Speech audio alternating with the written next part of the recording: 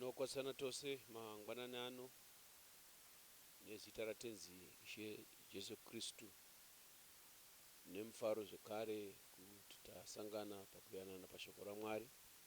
Mwari wekudenga ngavakuitire nyasha, Mwari wekudenga vakuropafadzei. Tinotarisira kuti Ishe vachataura nesu kupfurikidza neshoko ravo mangwanani ano. Toda kuti tiverenge kubva kubhuku yaMatiyo chitsauko 18 toverenga vhesi imwe chete, vhesi number 14. Panonzi nebhaibheri, nekudaro hakusi kuda kwaBaba venyu vari kudenga kuti mumwe wavaduku ava aparare. Kuratidza kuti Mwari handi chido chake chekuti munhu aparare, handi shure yaMwari yekuti munhu atsakatike. Zvino kana Mwari asingadi kuti munhu aparare, iye ari Mwari, zvinoreva kuti Mwari wakaita nzira yekuti munhu iyeye akaitevedzera haaparari, asi munhu akaramba nzira iyoyo anoparara. Nekuti ngativerengei futi vhesi iri kuna Mapisarema 51 vhesi ya5 inoti iyo, tarirai ndakariberekerwa muzvakaipa, mai vangu vakandigamuchira muzvivi. Saka muri kuona kuti already kuberekwa kwako hazvina basa kuti ndiwani, hazvina basa kuti wakaberekwa nani, as long as uri munhu akaberekwa, as long as uri munhu akanzi makorokoto, automatically kungoberekwa kwako wakaberekwa uri mubereki wezvakaipa, wakatoberekwa muzvakaipa zvacho. Kureva kuti kungoberekwa kwako wakaberekwa muzvakaipa, wanga wakateipa kare, ndokubva watonzi makorokoto uchigamuchirwa muzvivi. Asi bhaibheri rati kuna Matiyo, handiti Mwari ari kumusoro kudenga uko haadi kuti munhu aparare. Zvinoreva kuti kana wakatarisa chimiro chako iwewe semunhu, china basa kuti uri ani, kungoberekwa chete wakatoberekerwa muzvivi.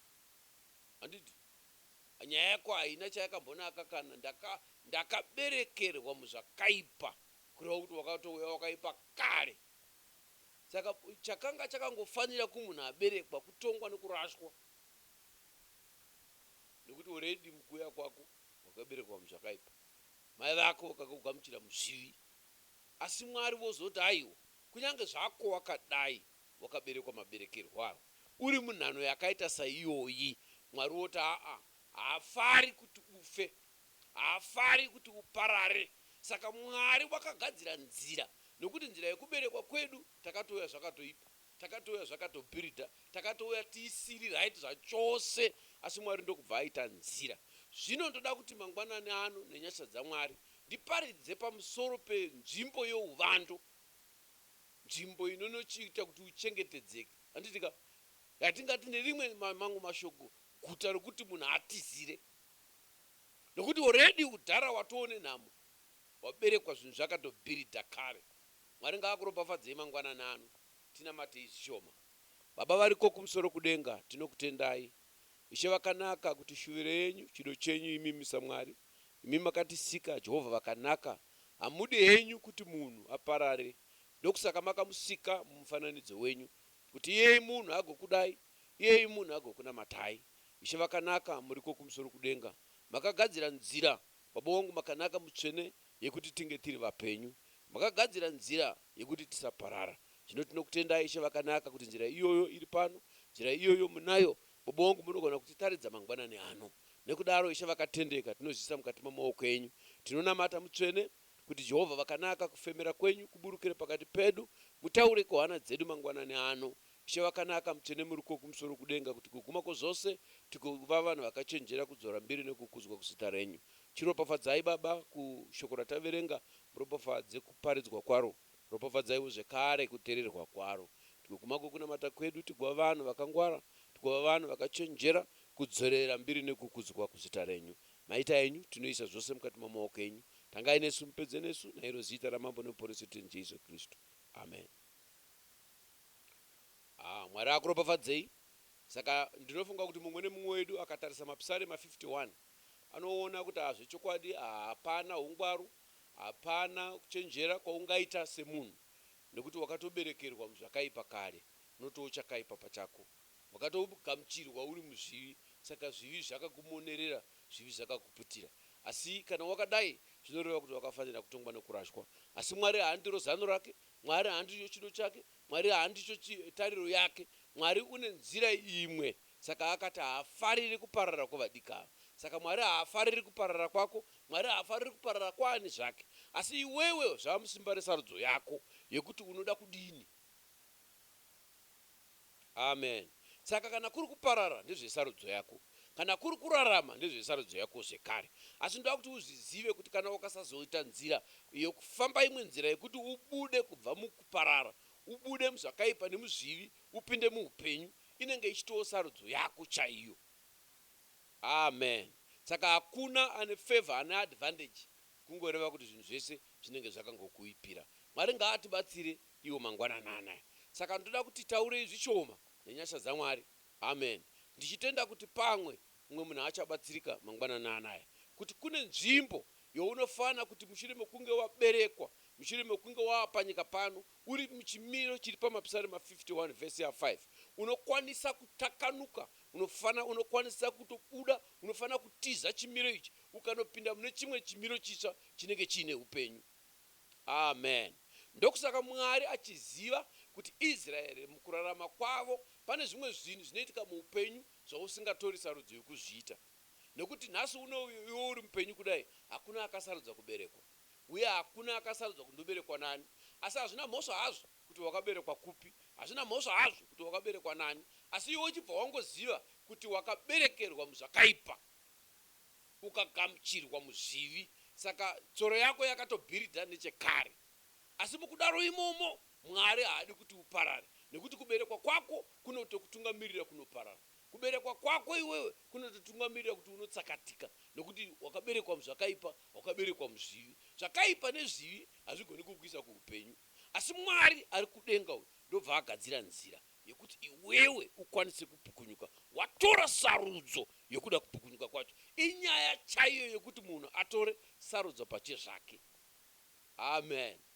Saka sarudzo zvayakanakira haitwe iwewe nemumwe, unoita sarudzo sedunga munhu unoita zvoga. Saka Mwari paakatora vaIsraeri avasanangura serudzi rwaasanangura, akavatora akavaisa panzvimbo, akaziva kuti zvinhu zvakadai izvi pane zvinoitika muupenyu zvokuti iwe hauna sarudzo yazvo. Asi kana zvaitika usina kuzviita nevhoni, panofanenge paine nzira yakagadzirwa yekuti iwewe mukusaita nevhoni ukwanise kuchengetedzeka. Saka Mwari mushoko ravo vakataura naMozisi kuna Numeri chapter 35. Amen. Ndoda kuti titsanangure zvishoma kuti Mwari wakati kudii kuna Mozisi. Achitsanangura muna Numeri chapter number 35. Anomudzidzisa Mozisi kuti munofanira kuzitsanangurira maguta, ave maguta outiziro kwamuri.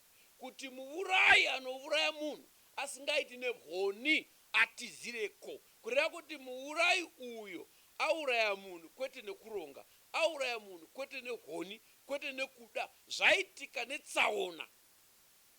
Asi nekuti kwaiva nemurayiro wokuti auraya unofanira kuurawawo. Ukatakanura ukakwadavura munhu ziso unofanira kubviswa urako. Ukarova munhu ukabvisa akabva zino rako rinofanira kubva. Ndizvo zvanga zviri pamurayiro.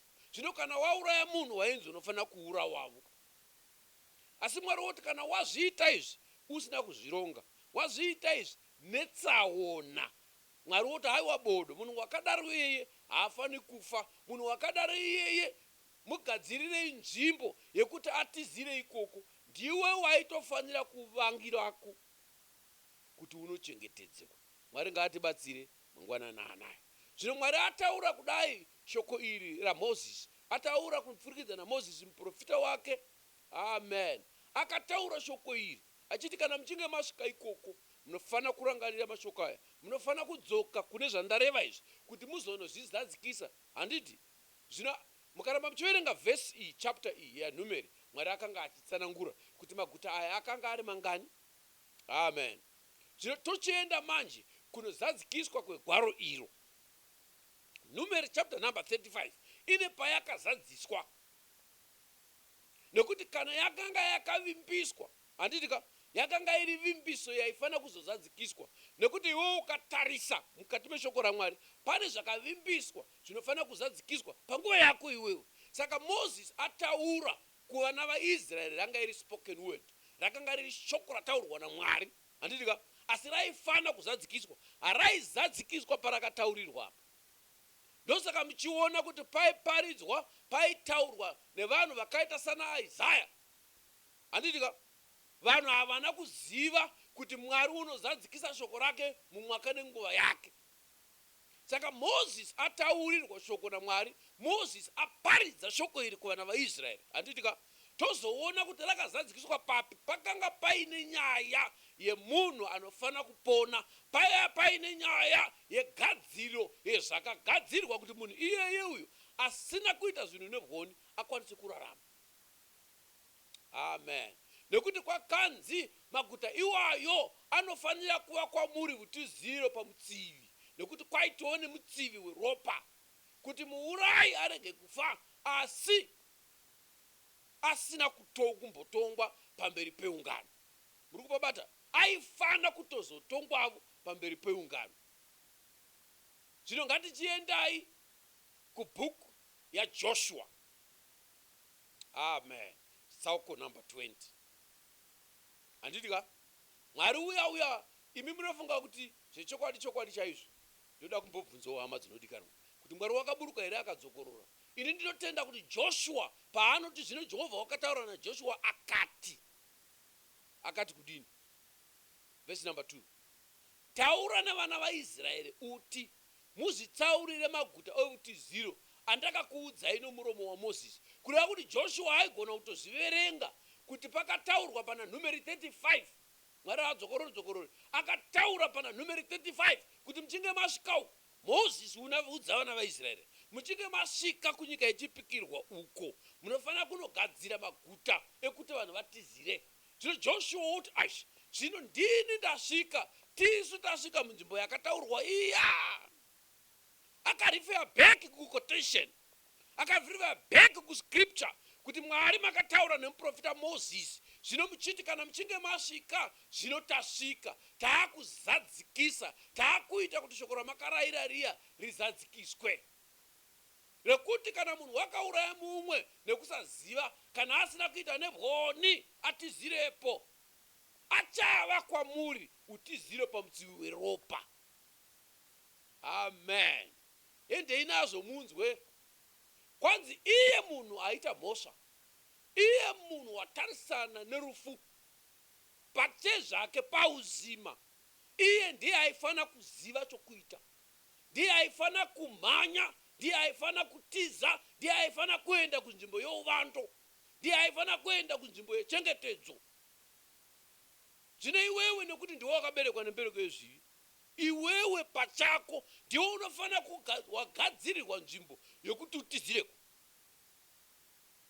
Handika, zvikati anofanira kutizira kune rimwe ramaguta iwayo, agondomira panopindwa napo pasuo reguta, agoreva mhosva yake panzeve dzavakuru veguta iro.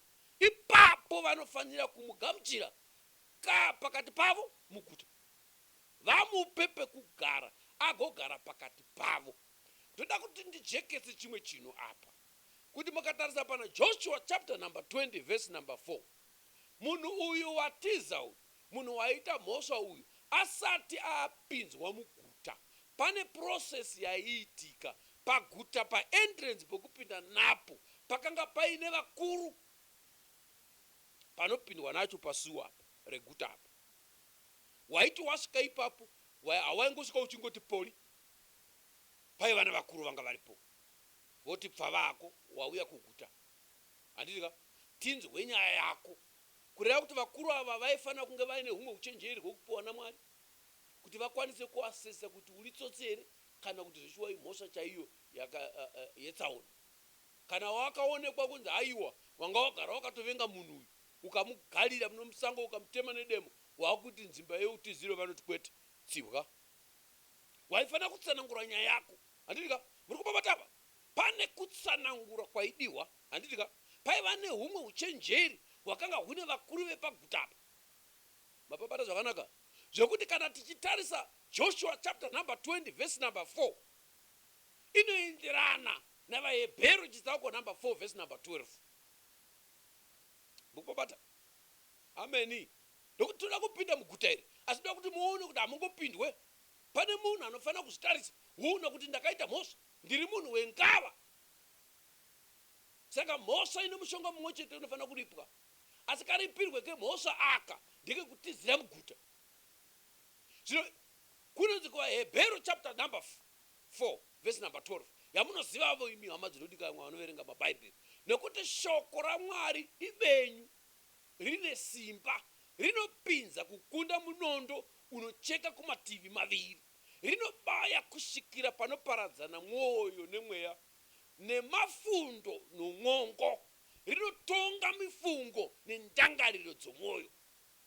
Kureva kuti kana taakutarisa Joshua chapter number 4 verse chapter number 20 verse number 4, tarisai ichienderana navaHebheru 4:12 kuti shoko raMwari ibenyu, rine simba, rinopinza kukunda munondo unocheka kumativi maviri, rinobaya kusvikira panoparadzana mwoyo nemweya, handiti, nemafundo nemwongo, rinotonga mifungo nendangariro dzomwoyo. Ndoku kudzama kwakaita shoko.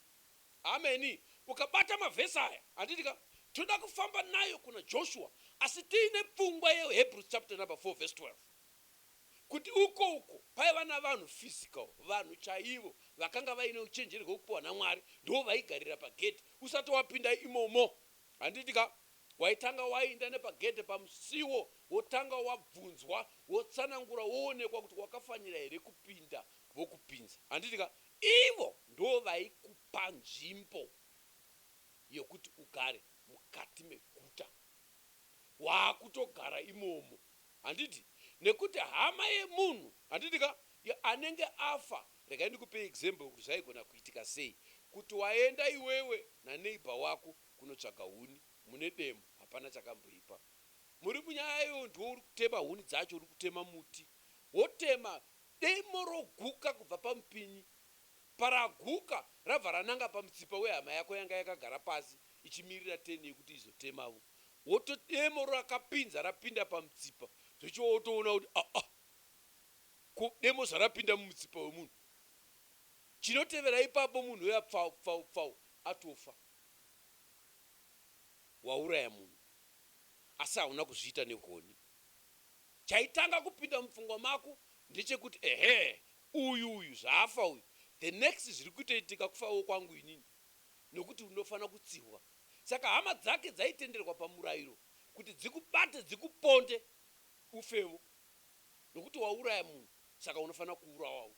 Saka iwewe chawaifana kuziva ndechekuti kana zvinhu zvakadai zvaitika, paiva neguta, paiva nemaguta eutiziro. Saka waifanika kuziva kuti guta rokutizira riri pedyo neni nderipi, wotomanyako. Chimbofunga kuti wanga waenda hako kunotema wakapfeka magambutsu, anotozviremera hawo, akati dobi kusvika mumabvyumu. Ipapo waifana kutanga wafunga kuti zvese zvinorema, zvinondidzivisa kumanya, zvinofana kusara pasi.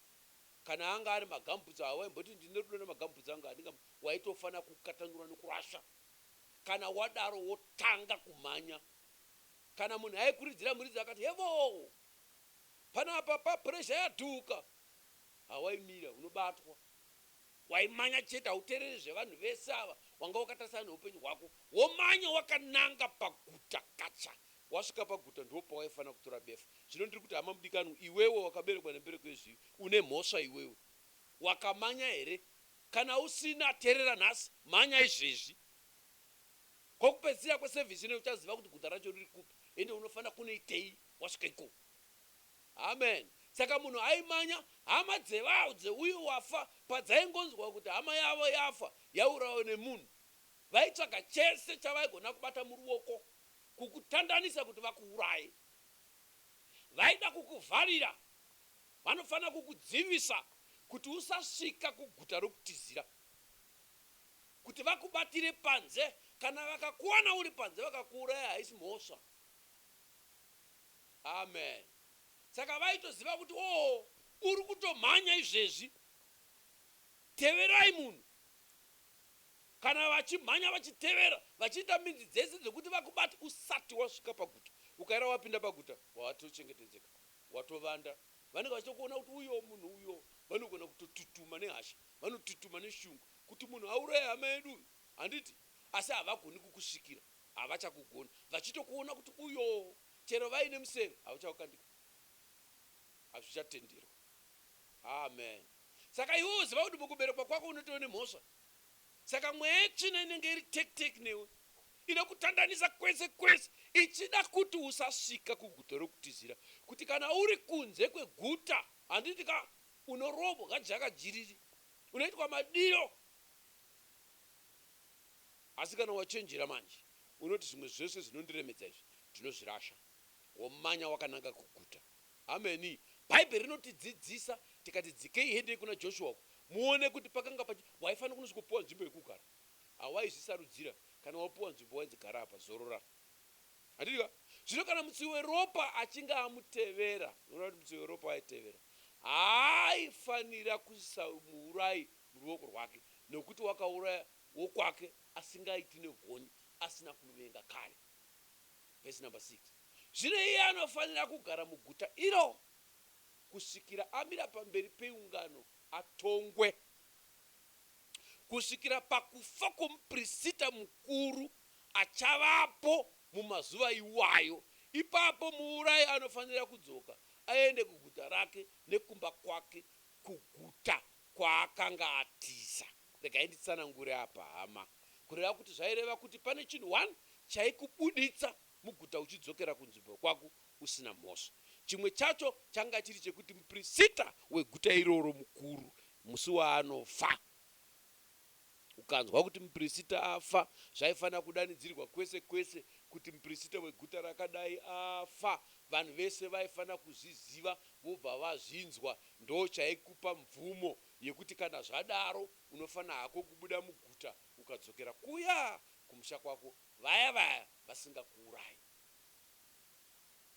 Kufa kwomuprista mukuru. Saka zvinoona here kuti pane dzimwe nguva dzekuti vanhu vainamata kuti mumwe munhu afe, vapinda muguta vaiti, nai Mwari, dei matibatsira muprista uyo akafa, kuti kana muprista afa isi tigowana mabudire. Amen. Handiti? Muprista uyo batai nyaya iyi, kuti paiva nemuprista aifanira kufa. Amen. Hende itinzwe. Zvinonzi neBhaibheri, ipapo vakatsaura Kadheshi muGarirea munyika yamakomo yaNafutari. Kadheshi ranga riri guta 1. neShemi panyika yamakomo yaEframu, neKiriati Hapa ndiro Hebhuroni panyika yamakomo aJudha amatatu aya. Nemhiri kwaJorodhani paJeriko kumabvazuva vakatsaura Bhezeri murenje pabani rerudzi rwaRubheni, neRamoti Giriati kurudzi rwaGadhi, naGorani muBhashani kurudzi rwaManase amatanhatu. Saka maguta aya akanga ari matanhatu. Amen. Kana muchiverenga zvakanakapo, handitika kuti akanga ari maguta ari matanhatu ane mazita awo akajeka chaizvo, kuti akanyorwa kuti Kadheshi, Shekemu, Hebhuroni, Bheza, Ramoth Gilead neGolani. Maguta ari matanhatu aya. Saka zvaenderana kuti uri padhuze papi, waifanira kutizira kuguta iroro. Padhuze pauri ipapo ndokwaifanira kumhanyira unochengetedzeka. Handika? Ndo maguta akanga atsaurirwa vaIsraeri vose, nevatorwa vaigara pakati pavo, kuti ani nani anouraya munhu nokusaziva atizireko, arege kufa noruoko rwomutsivi weropa kusvikira amira pamberi peungano. Amen. Zvino anga ari maguta ari matanhatu. Saka muIsraeri wega wega, bataiso, kana muIsraeri anga akachenjera achiziva kuti ndiri munhu, chinhu chaaifanira kuziva, aifanira kuziva zvinhu 2 mukurarama kwake. Haaifana kufoira pazvinhu zviviri izvozvo. Kana aifoira physics, zvanga zina nebasa izvo, nakafoira zvimwe zvese izvo, but pane zvinhu zviviri zvaaifana kuti chero asati avata otanga aziva kuti zvinhu zviri kupi. 1, rakanga riri guta reutiziro aifanira kuziva kwariri. 2 aifanira kuziva kune temberi. Saka subject yanga iri very important kuvana vaIsraeri geography yekuziva madirections, kuti kana ndichinge ndamonererwa neimwe nemamwe masimba, ndamonererwa nezvimwe zvisina kuuraya munhu mukati, ndabatwa nemamwe masimba, ndatambudzwa neimwe mweya, kwainzi aiwa tarisa kutembere. Ukatarisa kutembere ukanamata, Mwari ari kudenga anonzwa, nekuti wangotarisa chete, waziva direction in a temple.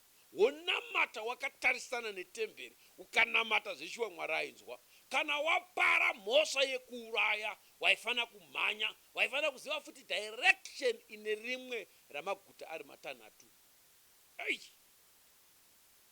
Amen.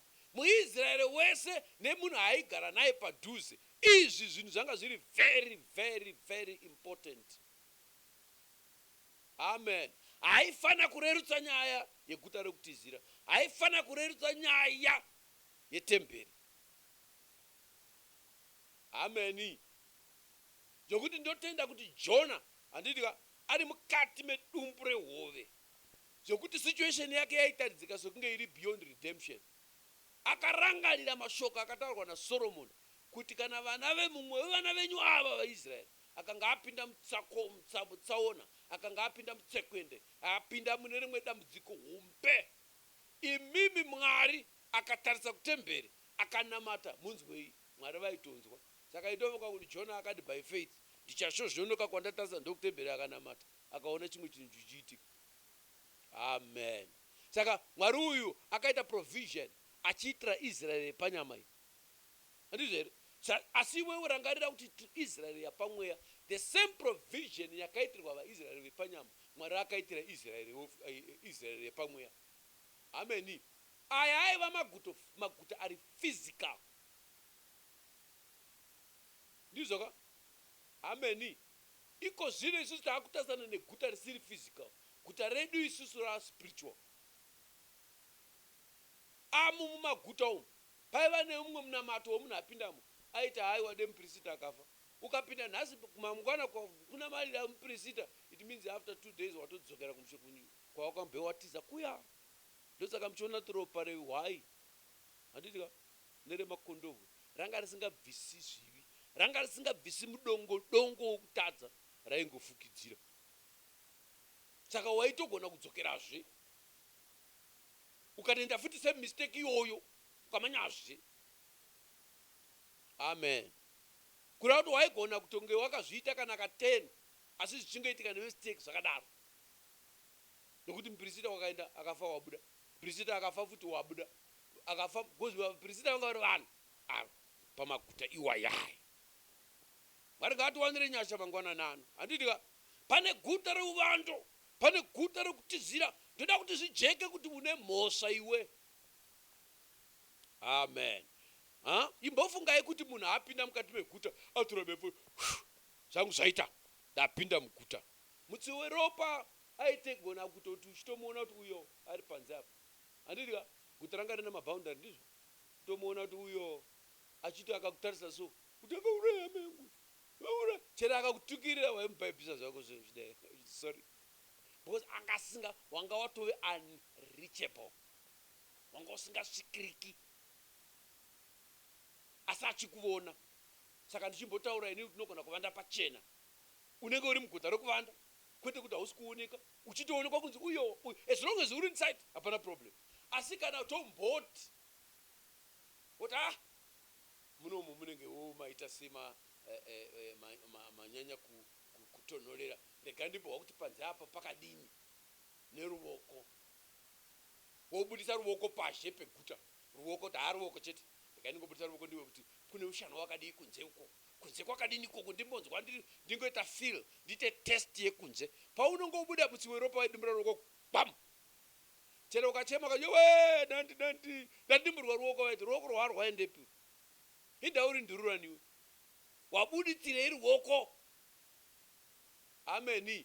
Pane vamwe vanhu vanoti ari muguta, handiti chari kuona kuti guta racho ndere shoko raMwari, uri muguta unoti rega ndimboona kuti kunze kwakadiwa, unefa iwe. Amen. because mutsiwe ropa anenge achingotenderera kunze kweguta unoziva kuti mune muvengi wangu achiti uyo chero akati uye nevana vanouya vachidzidziswa kuti uyo ndiye akauraya ngana wedu muvengi wedu number 1. Mukangomuona abuda panze chete muvharire kumukova tatu rovai munhu kusvika afa. Saka mweya yetsvina kana wakatiza zvamunomboimba zvoti mweya yemadzinza, mweya yezvikwambo, mweya yavaroi tinongokunda iripo. Iwe unofunga kuti mweya yacho yakaenda kuhorideyi.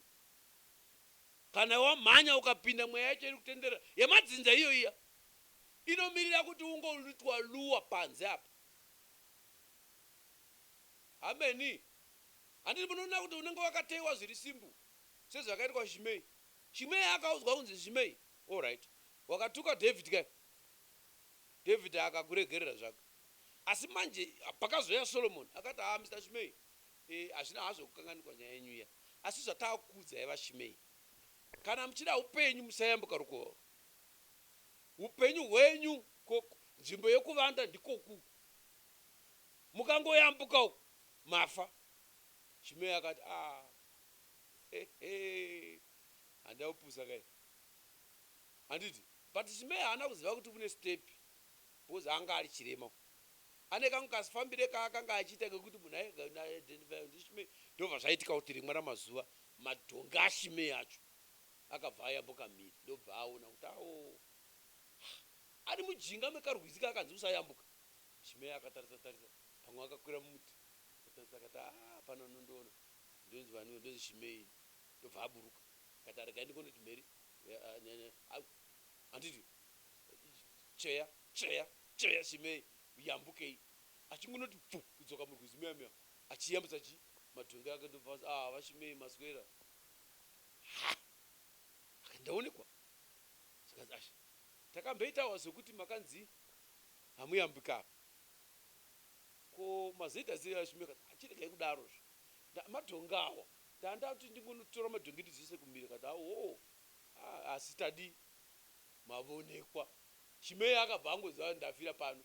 The next news was Shimei aimiswa pamberi kuti vaShimei makanzwa here zvakataurwa.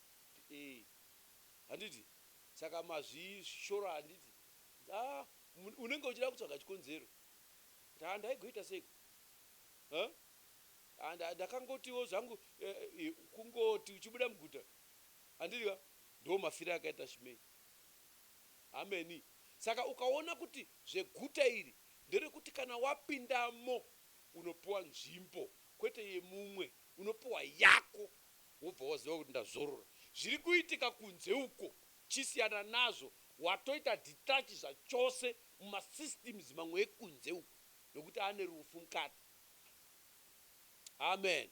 Zvokuti kana dei vakati vanotokuona voti aiwa pane zvatoda kunoita, pane zvatoda kunogadzirisa kumusha, woti zvinoda kugadziriswa ikokuya wokutsanangura woti gadzirisai ndimi isusu taakuno kuguta kuno taakuita zvemuguta muno nekuti pane zvaiitwa muguta zvanga zvisingaitwi kunze. Waitokuzviona chiti humwe upenyu nhai asi huri hwemuguta. Zvino ukada kuita hunyakwese kuti muguta urimo unoda futi zvepanze ziva kuti mutsiwe ropa aripo akakugarira kuti akuvurai. Saka pane mumwe munhu ane vanga ari muguta izvezvi. Handiti haasi sina chiruoko imi mune muchimudzira tsitsi kuti vakomana chii chakazoitika ipo paipai. Vakaita seko brother vanga vakanakava. Sister kwavo vakadai so indava vazonzwa iso Satana ane utsinye. Satana kuti ndakambosikomo handitenderi kupinda muguta umu. Handitenderi. Ndivo sister ava vakabuda, ndivo brother ivava vakabuda, vakabudisa gumbo tikatema gumbo racho. Makaona brother vakalemara. Pane mumwe aremara pamweya, pane mumwe aremara pamaitiro ake. Kuti ku brother zvakafamba sei payapa. Ndakauya kare, ndakauya 1993. Usina kuremara. Wakazoremarira mumeseji iwe. Kurira kuti pane mano wakaitei taurira vanhu kuti ndakabudisa chiruoko ndikakwachurwa. Ameni.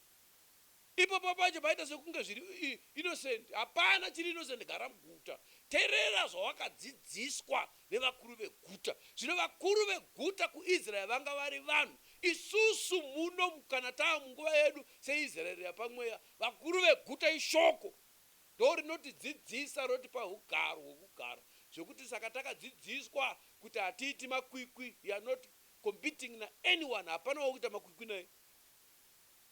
Iwewe ndiwe, inini ndini, uyo ndo uyo. Saka usatambisa nguva uchida kuedza kuita souyo, usatambisa nguva uchida kuedza seni. Ita sewe. Gare panzvimbo pako ipapo. Zvakanaka zvakadaro, uri panzvimbo pako yawakapiwa. Hauna kuita yekupamba, wakanzi iwe wapinda muguta. Apa ndo pako, chigara, zorora. Handiti? Wochiona manje zvinoitwa nevageremo. Handiti ka?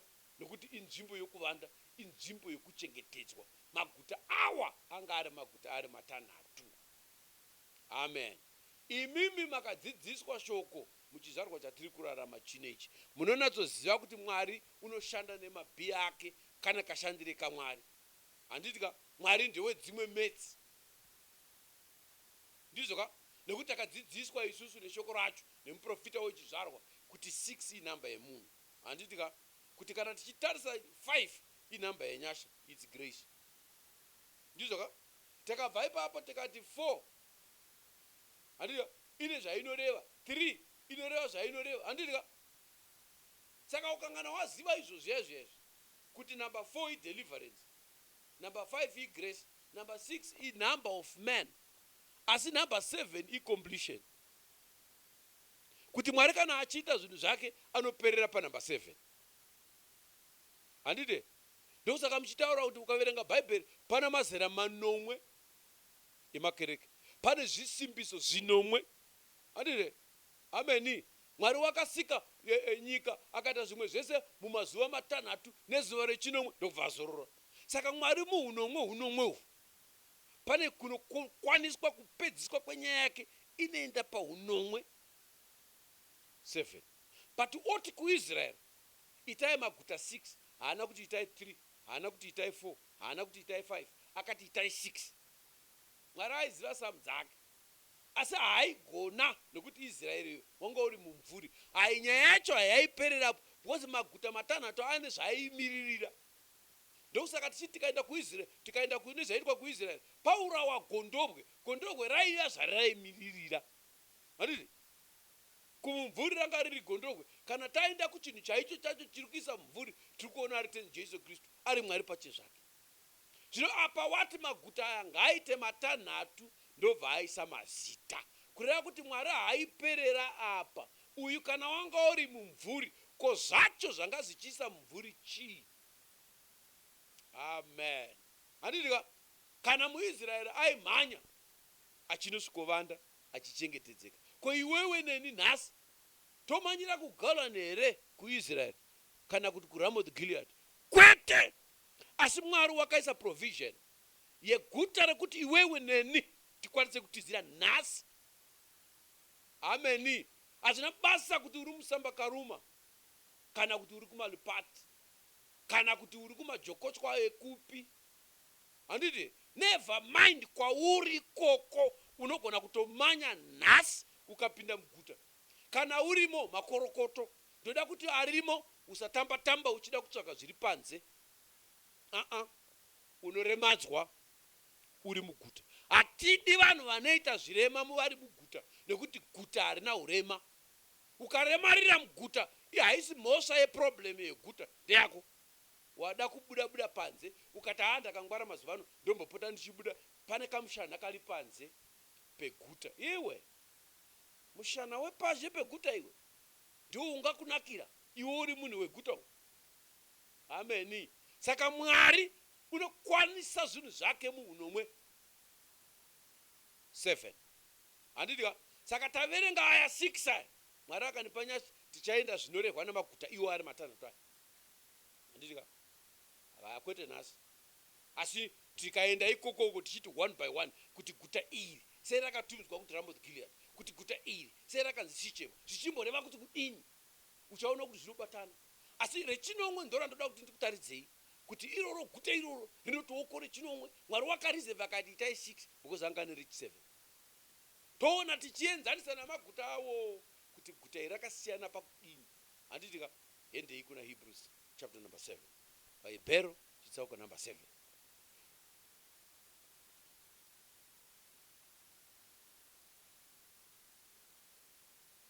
Haya mashoko anoudzamu anohoreketwa pano naPauro. Unotsanangura pamusoro pemwe murume anodzi nokuti Merekizedheki uyu mambo weSaremu muprista waumwari wekumusoro-soro akasangana naAbhurahama pakudzoka kwake kundouraya madzimambo akamuropafadza. Ngatitarisei vhesi iyi. Ine zvinhu zvakanaka zvikuru. Abrahama abva kunokunda madzimambo. Handiti here? It was after victory. Abrahama abva kunouraya madzimambo akanga apamba Lot. Abrahama abva kunobata mabasa nekuti akatondouraya madzimambo. Ndo adzoka kunouraya madzimambo. Ndokuchisangana nemurume anonzi Merekizedheki. Merekizedheki uyu ndimambo weguta rinonzi Saremu. Muprista kwete wevanhu asi muprista waMwari wekumusoro-soro. Batai apa. Remember kuti maguta aiva navaprista. Handiti ka? Ameni. Asi waiti muprista akafa iwo wabudamo. Zvino uyu anonzi womuprista uyu. Abrahama akasangana nemurume anonzi Merekizedheki anova mambo weSaremu. Handiti ka? Saka ndoda kuti uzizive kuti kune rimwe guta rinonzi Salemu. Iro mambo weSaremu ari muprista waMwari wekumusoro-soro wakasangana mushure mekukunda. Dei Abrahama akanga akundwa aisangana naMerekizedheki. It was after victory. Mushure mekuti Abrahama akunda madzimambo. Abrahama auraya.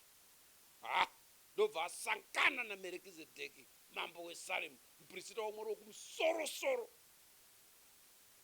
Handitika paakasangana Abrahama Merekizedheki akaropafadza. Izvo here amazvinodikanwa. Unoropafadzwa kana wakunda.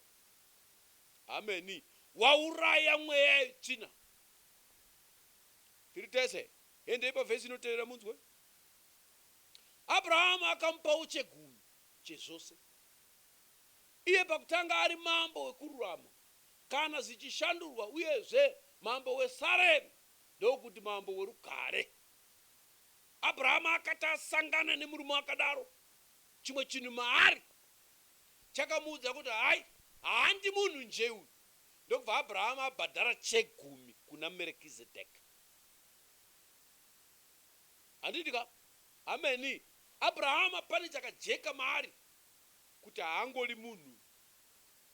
Ameni. Ndokubva amupa chegumi. Abrahama asangana naMerekizedheki. Tarisai muni cheni yacho. Abrahama atanga aenda kunorwa. Abrahama ndokubva akunda. Paakunda asangana naMerekizedheki. Ndokubva aropafadzwa. Abrahama ndokubva ati hai. Ndokubva abhadhara, kubva abvisa chegumi kupa kuna Merekizedheki. Iye achinzi ndimambo wekururama. Kana zvichishandurwa, kana zvichidudzirwa, uyezve mambo weSaremu ndokuti mambo worugare. Saka Merekizedheki mambo weguta rinonzi Saremu ndimambo wekururama, ndimambo worugare. Amen. Endei pavhesi number 3.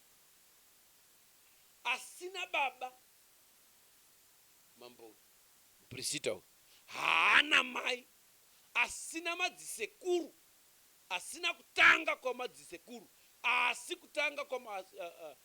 kutanga kwamazuva kana kuguma kweupenyu, asi akafananidzwa nemwanakomana waMwari anogara ari muprista nekusingaperi.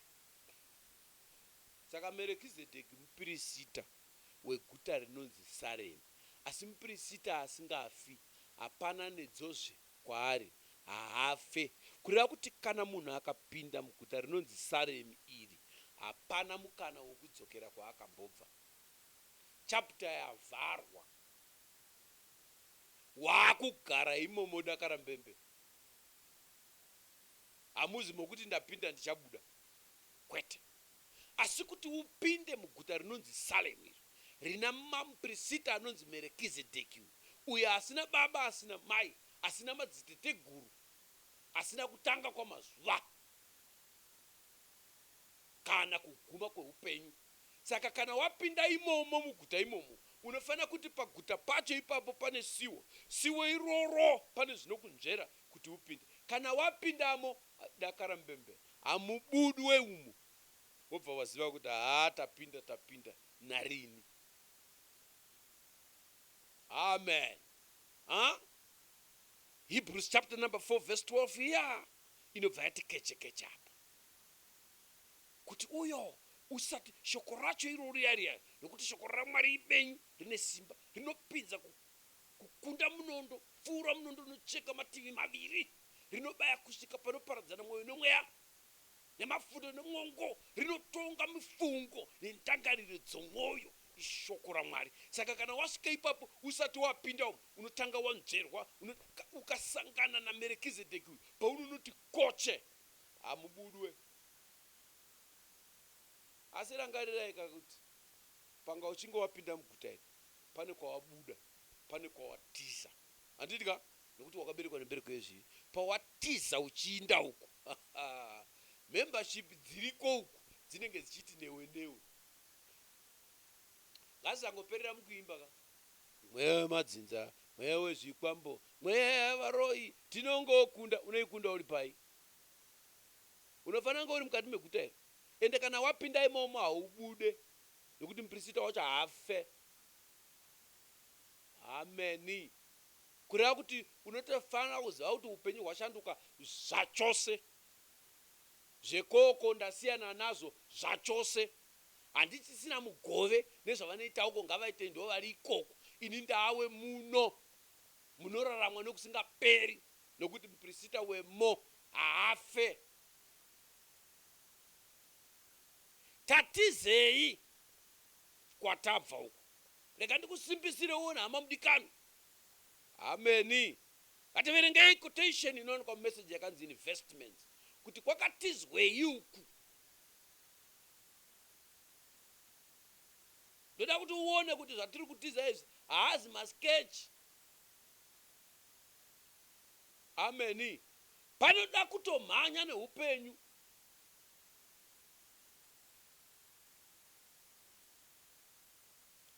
Ameni. I think that's where we stand. Ndinofunga kuti ndo patakamira so. Get into that spot of safe zone. Kuti iwewe pinda panzvimbo yokuchengetedzeka. Handidere? The traffic of sin is getting terrific.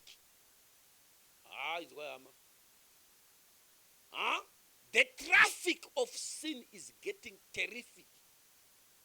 But God give us a safe zone. Ndoda uzvizive kuti traffic kwete yemota. Traffic yacho yendeki ndeyezvivi. Yasvika pachiero chakaipa fani. Asi Mwari wakatipa nzvimbo yeuvando. Mwari wakatipa nzvimbo yokuchengetedzeka. Ameni. Kunze uko, kunze kweshoko raMwari, imbwa inodya imwe mbwa. This dog eat dog. The traffic of sin is getting terrific. Zvinhu hazvina kumira zvakanaka. Ameni. Iko zvino tinenge tichingonzwa chete chisionekwe kunge mudziwekwe. Ukatenga newspaper ukariverenga, zvaunoverenga ipapo unongoti kanhama nazvo. Kuti yowe hezvo. Zvinoitika here kunze uko hakuna chakanaka. Zvimwe zvacho hatigoni kuzvitaura. Asi zvichiitika. Nokuti traffic yezvivi iri kumanya nespeed inotyisa.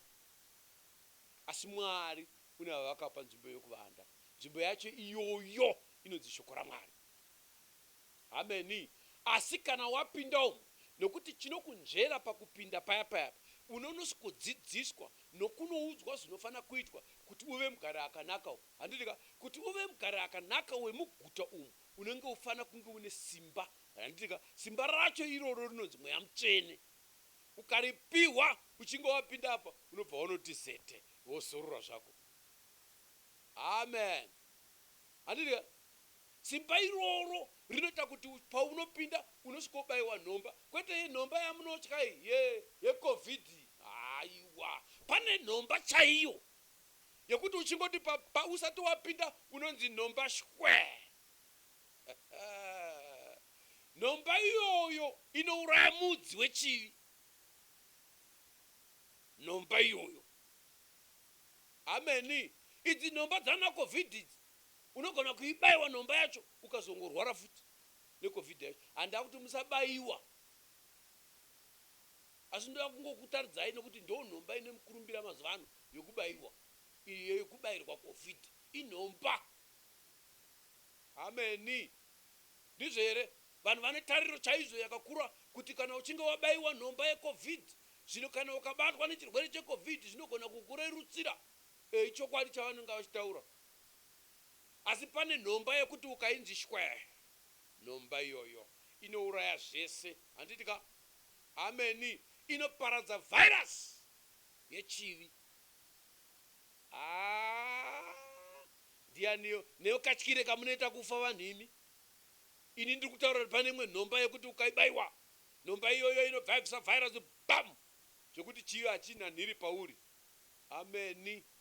Handitika kana uchinge wanzi wabayiwa handitika zvimwe zvese hazvichashanda kwauri, wapinda mukati meguta wazorora.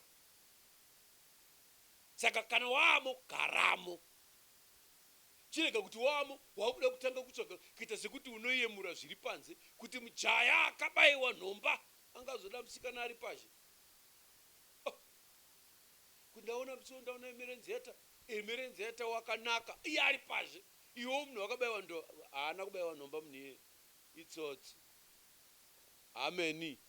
Abayiwa nhomba unoziva kuti kunze uko hakuna chakadi chakanaka ikoko yako. Ameni. Abayiwa nhomba anoziva kuti zvese zvepanze hazvina maturo. Ungaenda kunopiwa matombo wakabayiwa nhomba, unganopiwa mukaka wakabayiwa nhomba. Nhomba iyi kana waibayiwa zvese zvepazhe izvi hazvisina basa, unobayiwa nhomba wozorora wogara imomo, hauchaita zvekumbeya. Ndizvo. Ameni.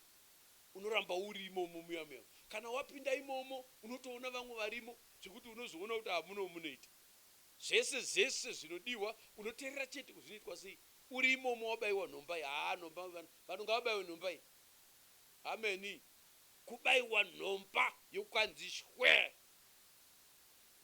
Nhasi unoyu tina varume vakuru vasina kubayiwa nhomba vanomuganzakata wendebvu. Unozoona zvaanoita kuti haana kubayiwa nenhomba uyu because avhiringwa necovid yeruchiva. Ikamuti covid yeruchiva unozoona kuti mutapa rabungerere covid yabata. Ameni. Kana wanatsobayiwa nhomba haubatwi necovid yeruchiva. Because ruchiva yecovid kutanga kuita bhiseki manje. Ameni.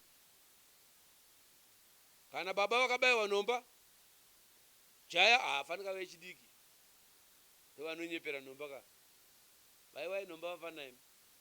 Kabayiwa nhomba zvakanaka unogara unoziva kuti tirimo mumuyame. Ameni. Teerera unzwe. Saka ziva kuti the traffic of sin is terrific. Mafambiro ari kuita zvive akapfuurira kushata. Very, very, very bad. Ndoverenga imwe quotation handitika inoonekwa message yakanzi it is I, be not afraid.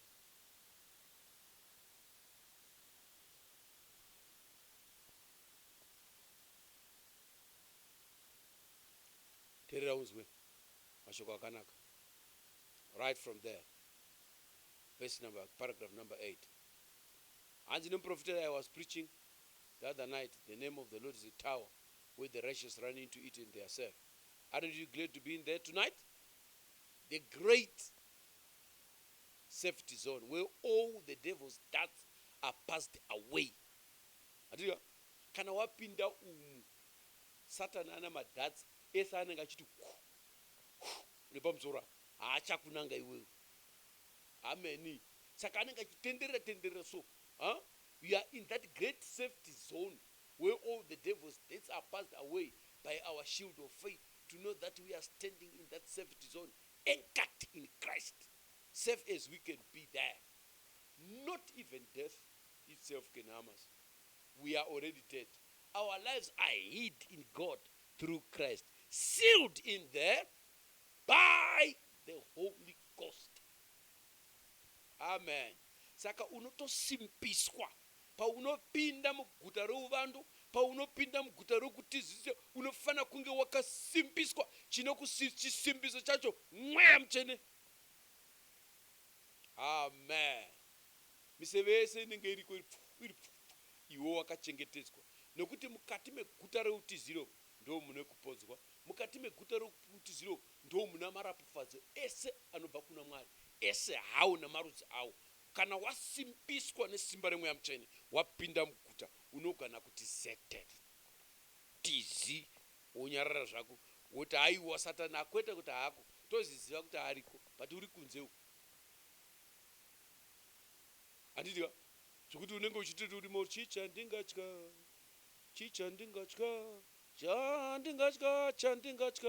hapana chandina, urimo. Haikona uri panze woti chii chandinotya. Satani anotakai marova muromo, uri kutaura zina kudari. Marohwa muromo kuti bam, kuti chii chaungatya iwe une chii iwe. Kutozoona kuti kana shaya dzacho dzabhenda, mashoko aya hachabuda manje. Unozoona matauriro acho kuti ishaya dzabhendeswa idzi. Zvandiriko ini, ndaimbo brother, iwe wakabhendeswa shaya iwe, wakarohwa chimuromo ichocho nyarara. Wozoona tsveya, ndaimboti kaona vanhu anenge achitaura kuti hakuna yani, wakarohwa shaya iwe, budiswa imomo wakaboroverwa pashi. My, Mwari ngaatibatsire. Handiti here? Proverbs chapter number 18 verse number 10.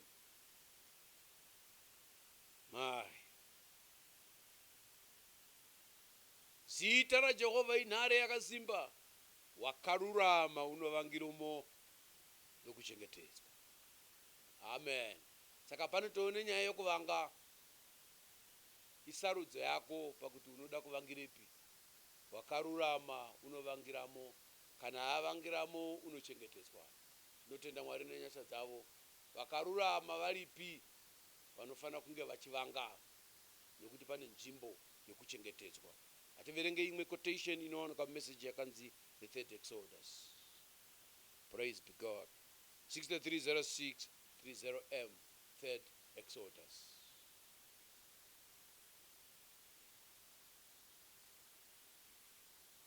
Atinzwei zvinotaurwa zvekare paparagrafu yacho ya 214.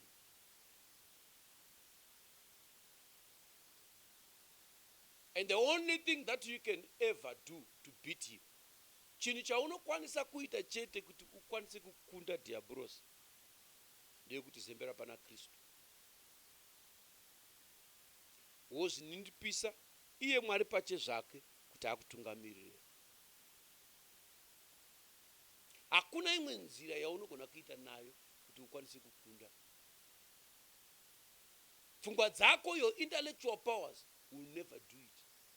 Saka chibva waziziva kuti kwauno kana uchimbozoona uchizvifunga kuti wewe unoti wakachenjera, ziva kuti uchenjeri hwako hakuna zvakunokubatsira zvachose. Unofana kunge uchitenda, zembera chete paari, nekuti iye ndiye mufudzi. Kristu ndiye mufudzi wako, Jehovha ndiye mufudzi wangu. Harisi basa rehwai kutanda mapere. Ibasa remufudzi kuti azive nekugutsikana kuti hwai dzakachengetedzeka. Asi kana gwai richida kubudirira panyaya iyi, rinofana kugara nemufudzi wacho kuti rigare rakachengetedzeka. Saka kuchengetedzwa kwangu kuri muna Kristu. Ndo nzvimbo yangu yokuvanda muna Kristu. Zvino Kristu iyeye ishoko, ndo nzvimbo youvando. Amen. Mapabata, kana uchida kuchengetedzeka, unoda kuchengetedzwa pasi peshoko. Zvino Kristu wacho iyeye ishoko. Shoko iroro ndo nzvimbo youvando. Saka hakuna kumwe kwaunogona kuvanda, unotovanda pasi peshoko. Ukanga waenda pasi peshoko, wachengetedzeka. Amen. Kune terrific speed. The sin is in a terrific speed. Rikuvanga zvokuvanga zviyezve, asi munzira imomo pane ari kutsvagwa ari kunze kweguta rakachengetedzwa. Mumwe ari kuti handisati ndambozvinzwa, manya. Unofanira kugamuchira Jesu Kristu muponesi wako, ugamuchira shoko renguva yako. Ameni. Ukaira wapinda mukati meguta iri, wasimbiswa mukati nesimba remweya mutsvene, Mwari muguta iri anopa vanhu upenyu hwake iye. Kutora hwake upenyu, unova chikamu cheupenyu hwaMwari hwavamo muguta umu. Dei vanhu vakabata chizaruro saAbhurahama, wakati ati kati asangana nemurume akati uyu wasiyana uyu, ainzi Merekizedheki. Asi Merekizedheki haasangani navanhu vese vese, unosangana navanhu vanenge vakunda. Ameni. Kana uri mukundiki, hausangani naMerekizedheki. Unogona kusangana navamwe vese, but naMerekizedheki kwete. Kana wasangana naMerekizedheki, pane chinhu chinofana kukuudza mauri, chinofana kuitwa. Merekizedheki haana kuudza Abrahama kuti bhadhara chegumi, aiwa. Pane chakamuudza maari, something talked, something spoke inside him. Chakataura maari kuti aiwa, ndasangana naMwari, ndine obligation yandofana kunge ndichiita. Ndobva Abrahama abudisa chegumi. Ameni.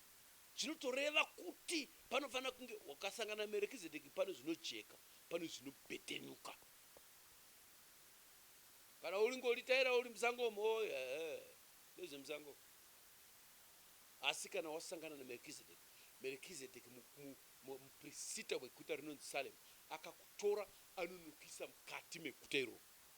Wagara imomo wakachengetedzeka. Ameni. Hauchambei kana wava muguta iro. Ameni. Guta rinotongwa naMerekizedheki pachake, muprista asingafi.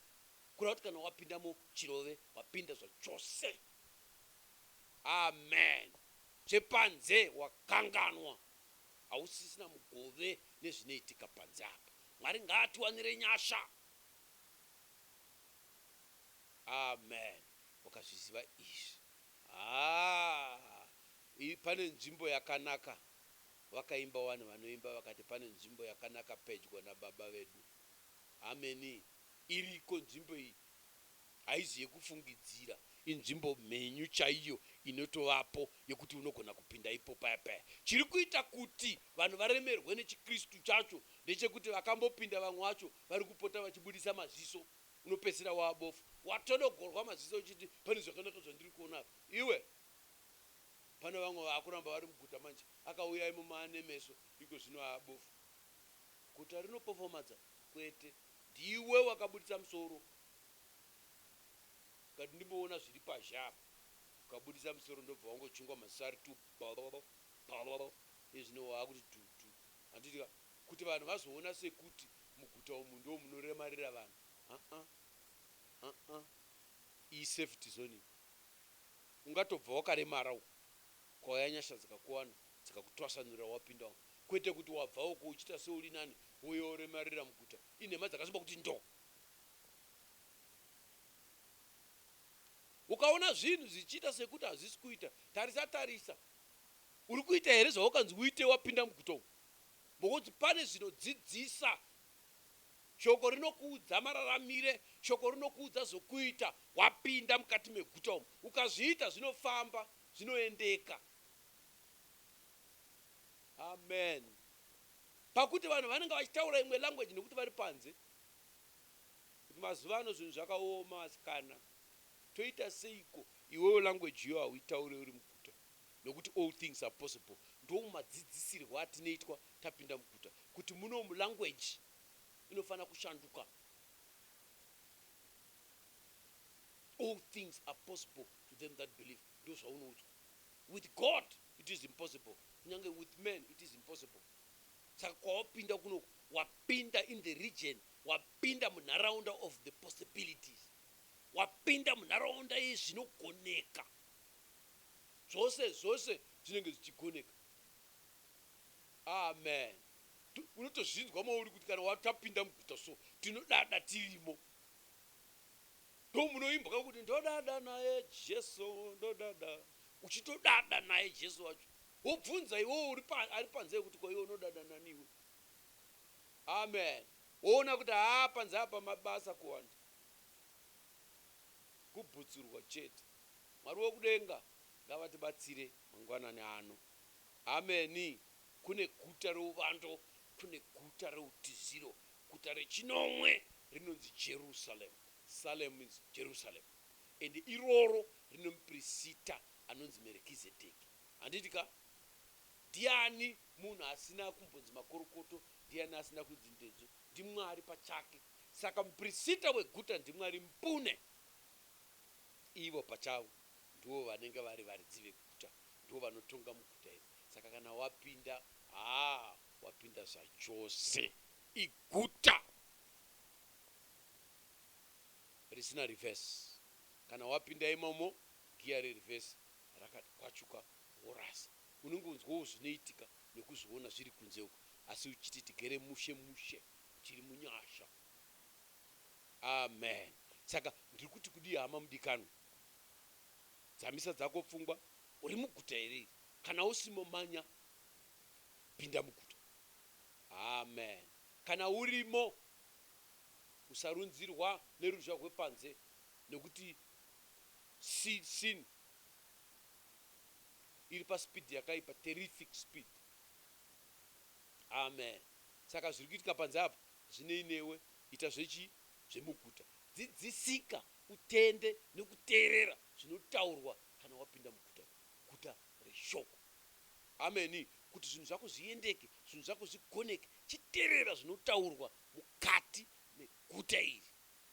Ukadaro waita munhu kwaye, zvinhu zvako zvinofamba. Pane mumwe anoti hazvisi kufamba, uri pazhe. Pinda muguta umu, teerere zvinotaurwa. Hapana chisina solution muguta. Zvinhu zvese zvine solution. Ukazviita sezvinodzidziswa, ukazviitwa sezvinotaurwa zvechokwadi, unoti kunonga upenyu hunoreruka kana uina She, kana uri mukati meguta. Endei kuSalemu. Kuna muprista anonzi Melkizedeki. Amen. Asi usati wapinda apa, unotanga wanzverwa. Chinonzvera ishoko. Mwari wekudenga vatiitire nyasha mangwanani ano. Mwari akuropafadzei, Mwari vakuitirei zvakanaka. Amen. God bless you. I hope pane chimwe chadyarwa, pane chimwe chakandwa.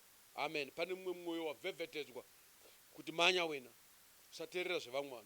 Ndiwe une nyaya, manya uende muguta iri, guta reshoko iri. Amen. Kana wamo wozorora. Mwari wekudenga akuropafadzei. Tinamatei mangwanani ano. Baba vedu variko kumusoro kudenga, tinokutendai nyasha dzenyu baba vangu kuti tinzwe zvatinonzwa. Baba ano kuti vamwe mutsvene makanaka havana kuwana mukana wakadai. Ishe vangu mutsvene makanaka, uchirema kunge tanzwa shoko baba ramakatitumira muchizvarwa chino. Baba wangu makanaka, kana tikarerutsa baba tinozodii pamusuwo kutongwa, nekuti hatina pembedzo zvachose. Baba wangu makanaka, mutsvene makarurama, nekuti takarigamuchidzwa shoko iri muzaro hwaro. Baba wangu makanaka, makatendeka, Ishe vedu tenzi Jesu Kristu zvechokwadi, mutsvene makarurama. Pane vamwe vasina kunzwa zvatakanzwa, pane vamwe vasina kuziva zvatakaziva, asi kunyange vakanga vaine kuziva muchidimbu, baba vako makavakundisa zvakadaro. Kweisu baba wangu makanaka vechizvarwa chino, chekuti shoko rakauya muuzaro baba, mukabhedhenura zvakavanzika zvose. baba vangu makanaka, mutsvene makarurama, nemanomano ose awakaipa makaisa pachena. Baba tinoda kukutendai, chitibatsirai Ishe vakanaka kuti tirambe takabatirira pashoko irori. Tiwanirwe nyasha mukati mamaziso enyu. Baba tinonamata tiisa upenyu hwedu mukati mamaoko enyu. Puwai mbiri muremekedzwa, tanamata nekutenda nairo zita ramambo nemuponesi wedu Jesu Kristu. Ropafadzai baba vangu vakanaka vana venyu, tungamirirai vana venyu, ronzerai vana venyu baba vangu vakanaka, vafemerei mutsvene makanaka, vanzwe chimwe chinhu baba kuti vanoda kuti harichaji mabhatteries ari mukati meupenyu hwavo baba vangu makanaka, kuti vafile kuti want to go on, asi tichienderera mberi nenzira inotaurwa neshoko renyu. Ngavarunzirwe, tirunzirwe nemi baba, kuti tigotungamirirwa nemi. Maita tinodzora mberi nekukudzwa kuzita renyu masikati ano, muzita raKristu Jesu tinamata nokutenda. Amen. God bless you till we meet again. Amen.